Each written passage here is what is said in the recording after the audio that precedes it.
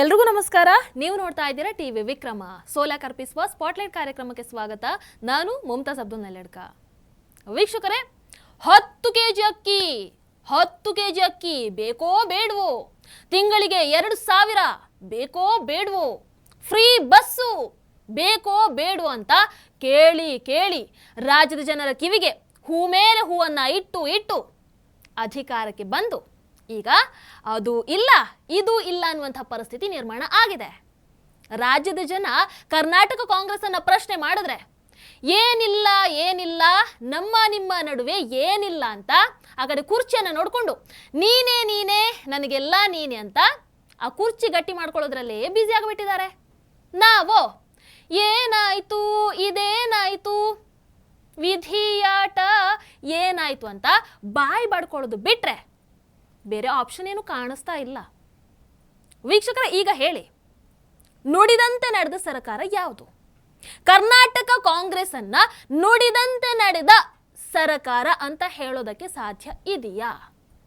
ಖಂಡಿತವಾಗ್ಲೂ ಇಲ್ಲ. ಬೇಕಾದ್ರೆ ಮೋದಿಜಿ ಸರ್ಕಾರವನ್ನ ಇಲ್ಲಿ ನುಡಿದಂತೆ ನಡೆದ ಸರ್ಕಾರ ಅಂತ ಹೇಳಬಹುದು. ಯಾಕೆ ಅಂತ ಹೇಳ್ತೀನಿ.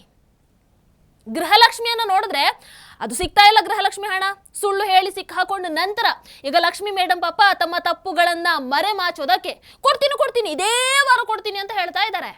ಅದಿನ್ನು ಸಿಗೋವರೆಗೂ ನಂಬುವಂತಹ ಪರಿಸ್ಥಿತಿ ಅಂತೂ ಇಲ್ಲ. ಆ ಕಡೆ ಶಕ್ತಿ ಯೋಜನೆ ನೋಡಿದ್ರೆ ಅದು ಶಕ್ತಿನೇ ಇಲ್ಲದೆ ಸಂಪೂರ್ಣ ಸಾಲದ ಸುಳಿಯಲ್ಲಿ ಸಿಕ್ಕಿ ಒದ್ದಾಡ್ತಾ ಇದೆ.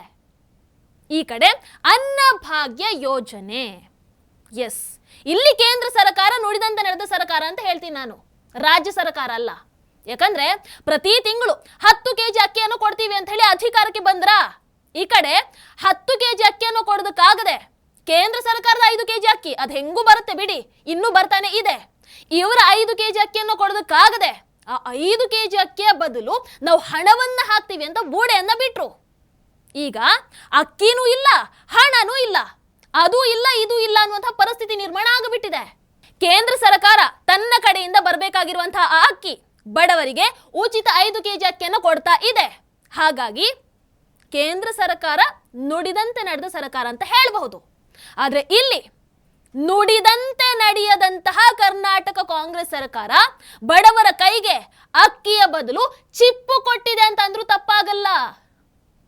ಅಕ್ಕಿ ಸಿಕ್ಕದೇ ಇರೋದ್ರಿಂದ ಮತ್ತೆ ಜುಲೈ ತಿಂಗಳಲ್ಲಿ ನಾವು ಅಕ್ಕಿ ಕೊಡ್ತೀವಿ ಅಂತ ಹೇಳಿದ್ರಿಂದ ನಾವು ಮಾತಿನಂತೆ ನಡ್ಕಬೇಕು ಅನ್ನೋ ಕಾರಣಕ್ಕೋಸ್ಕರ ಅಕ್ಕಿ ಸಿಕ್ಕವರಿಗೆ, ಅದು 1 ತಿಂಗಳಾಗ್ಬೋದು, 2 ತಿಂಗಳಾಗ್ಬೋದು, 3 ತಿಂಗಳಾಗ್ಬೋದು, ಅಕ್ಕಿ ಸಿಕ್ಕವರಿಗೆ ನಾವು ಅವರಿಗೆ 34 ರೂಪಾಯಿನಂತೆ 1 ಕೆಜಿ ಅಕ್ಕಿಗೆ DBT ಮೂಲಕ ದುಡ್ಡು ಕೊಡ್ತೀವಿ. ನೇರವಾಗಿ ಅವರ ಅಕೌಂಟ್ಗೆ ನೇರವಾಗಿ ಸಂದಾಯ ಮಾಡ್ತೀವಿ. ಮುಂದಿನ ಅಕ್ಕಿ ಸಿಕ್ಕವರಿಗೆ 1 ತಿಂಗಳಾಗ್ಬೋದು, 2 ತಿಂಗಳಾಗ್ಬೋದು, 3 ತಿಂಗಳಾಗ್ಬೋದು, 1 ತಿಂಗಳಿಗೆ ಸಿಗ್ಬೋದು ಅಕ್ಕಿ. ಮುಂದಿನ ಅಕ್ಕಿ ಸಿಗೋವರೆಗೂ ಅವರ ಅಕೌಂಟಿಗೆ ನೇರವಾಗಿ ಹಣ ಸಂದಾಯ ಮಾಡಿಸ್ತೀವಿ ಅಂತ ಹೇಳಿದ್ರಪ್ಪ. ಆ ಅಕ್ಕಿ ಯಾವಾಗ ಸಿಗುತ್ತೋ ಆ ಹಣ ಗೃಹಲಕ್ಷ್ಮಿಯಲ್ಲೇ ನೋಡ್ಲಿಲ್ವಾ? ಇಲ್ಲೂ ಅಷ್ಟೇ, ಆ ಹಣ ಯಾರ ಅಕೌಂಟಿಗೆ ಸಂದಾಯ ಆಗುತ್ತೋ ದೇವರೇ ಬಲ್ಲ. ನೀವು ಈ ಸುಳ್ಳು ಭರವಸೆಗಳನ್ನು ಕೊಡೋದಕ್ಕಿಂತ ರಾಜೀನಾಮೆ ಕೊಟ್ರೇನೆ ಬಹಳ ಚೆನ್ನಾಗಿರುತ್ತೆ ಸಿದ್ದರಾಮಯ್ಯನವರೇ. ಯಾಕಂದ್ರೆ ಈ ಕಡೆ ಕೇಂದ್ರ ಸರ್ಕಾರದ 5 ಕೆಜಿ ಅಕ್ಕಿಯನ್ನ ಪಡೆಯೋದಕ್ಕೂ ಕೂಡ ಜನ ಬೀದಿಗೆ ಬಂದು ನಿಲ್ಲುವಂತಹ ಪರಿಸ್ಥಿತಿ ಇವತ್ತು ನಿಮ್ಮ ಗ್ಯಾರಂಟಿಯಿಂದ ನಿರ್ಮಾಣ ಆಗಿದೆ. ನೋಡಬೇಕಾದ್ರೆ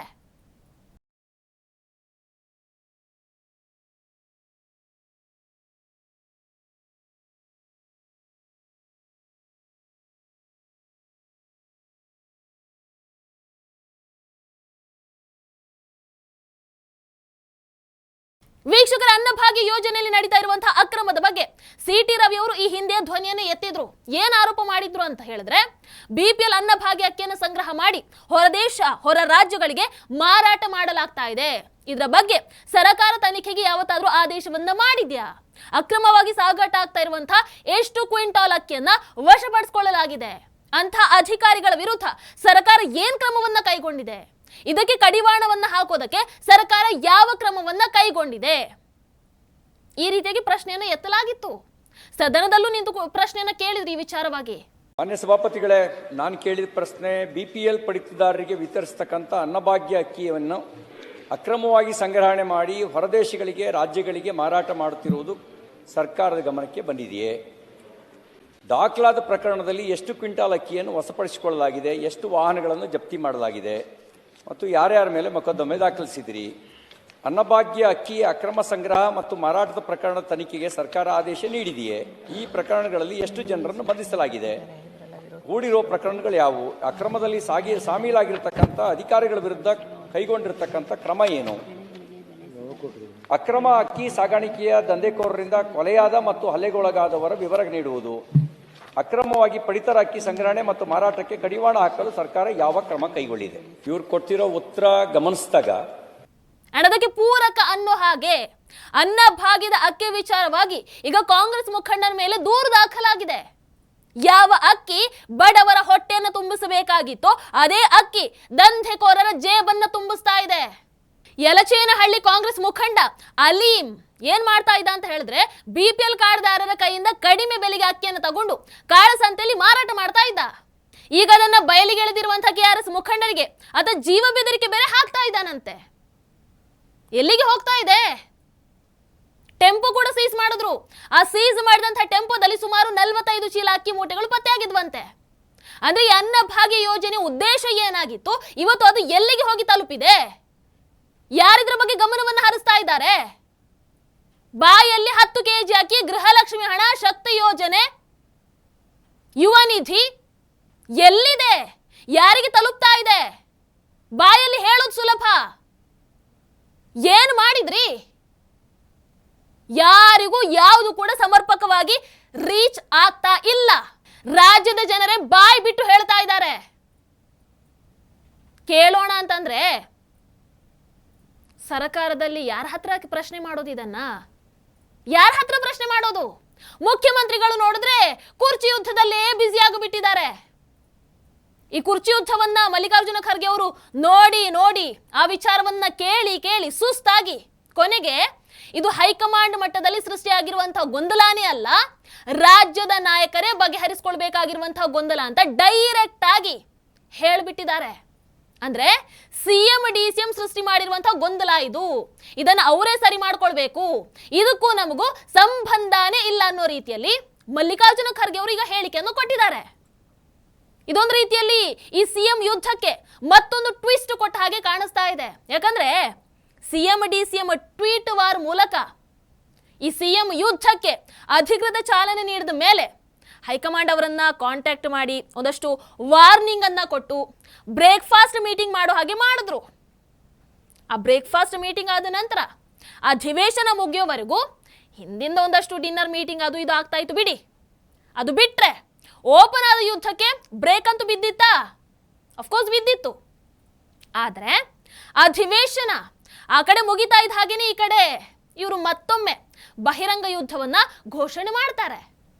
ನಾನೇ 5 ವರ್ಷ CM, ಅಧಿಕಾರ ಹಂಚಿಕೆ ಮಾತುಕತೆ ನಡೆದೇ ಇಲ್ಲ ಅಂತ ಸಿದ್ದರಾಮಯ್ಯನವರು ಹೇಳಿದ್ರೆ ಅಧಿಕಾರ ಹಂಚಿಕೆ ಒಪ್ಪಂದ ಆಗಿದೆ ಅನ್ನುವಂತಹ ಎಚ್ಚರಿಕೆಯನ್ನ DK ಶಿವಕುಮಾರ್ ಅವರು ಡೈರೆಕ್ಟ್ ಆಗಿ ಕೊಟ್ಟು ಬಿಡ್ತಾರೆ.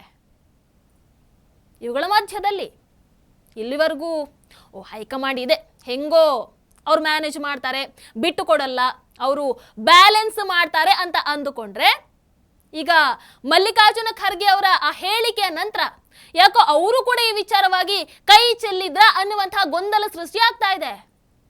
ಆ ಪ್ರಶ್ನೆ ಹುಡ್ಕೊಳ್ತಾ ಇದೆ. ಗೊತ್ತಿಲ್ಲ ಇನ್ನು ಇದು ಯಾವ ರೀತಿಯಾಗಿ ಹೋಗುತ್ತೆ, ಎಲ್ಲಿಗೆ ಹೋಗಿ ತಲುಪುತ್ತೆ ಅಂತ. ನಮಗಂತೂ ಏನೇನೂ ಹೇಳೋದಕ್ಕೆ ಉಳ್ಕೊಂಡೇ ಇಲ್ಲ. ಎಷ್ಟು ಅಂತ ಹೇಳೋದು? ಅದಕ್ಕೆ ಈ ಬಾರಿ ಸಿದ್ದರಾಮಯ್ಯನವರೇ ಬಹಳ ಅದ್ಭುತವಾಗಿ ಒಂದು ಹೇಳಿದ್ದಾರೆ. ಅದು ಏನನ್ನುವಂಥದ್ದನ್ನ ಕೇಳಿಸ್ಕೊಂಡು ಬನ್ನಿ. ರಾಜ್ಯದ ಮಾನ ಮರ್ಯಾದೆಯನ್ನ ಗೌರವವನ್ನ ಕಾಂಗ್ರೆಸ್ನವರು ಹಾಳು ಮಾಡಿದ್ದಾರೆ. ಸಿದ್ದರಾಮಯ್ಯನವರು ಹೇಳಿರುವಂಥದ್ದು ಕೇಳಿಸ್ಕೊಂಡ್ರಲ್ವಾ? ಅಷ್ಟೇ. ಧನ್ಯವಾದಗಳು. ಟಿವಿ ವಿಕ್ರಮ, ದೇಶ ನಿಮ್ಮ ಕೈಯಲ್ಲಿ. ಈ ಕಾರ್ಯಕ್ರಮ ನಿಮಗೆ ಇಷ್ಟ ಆಗಿದ್ದಲ್ಲಿ ಲೈಕ್, ಶೇರ್ ಹಾಗೂ ಕಮೆಂಟ್ ಮಾಡಿ. ಟಿವಿ ವಿಕ್ರಮದ ಕಾರ್ಯಕ್ರಮಗಳನ್ನು ನಿರಂತರವಾಗಿ ವೀಕ್ಷಿಸಲು ಸಬ್ಸ್ಕ್ರೈಬ್ ಮಾಡಿ, ಬೆಲ್ ಐಕನ್ ಒತ್ತಿ.